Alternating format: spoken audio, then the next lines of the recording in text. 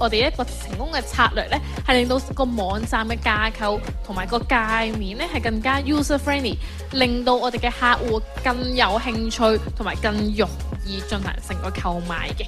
好重要，侵權嘅產品、品牌嘅產品啊、卡通、知名卡通啊，全部都要係避免用呢啲產品嘅。唔同嘅一啲客戶啦，即係或者一啲店家，我哋都非常鼓勵佢咧去建立自己嘅會員系統咁樣嘅。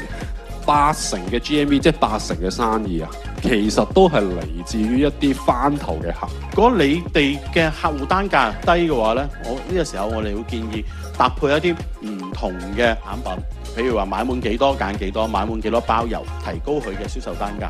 用戶體驗嘅關鍵原則咧，要好簡單直觀啦。你有冇帶出到一啲情緒價值、產品內容同埋嘅品牌嘅形象啦？有冇一致性？真真正正攞到所講嘅流量呢，其實呢，你落幾多廣告都冇特別大用處嘅。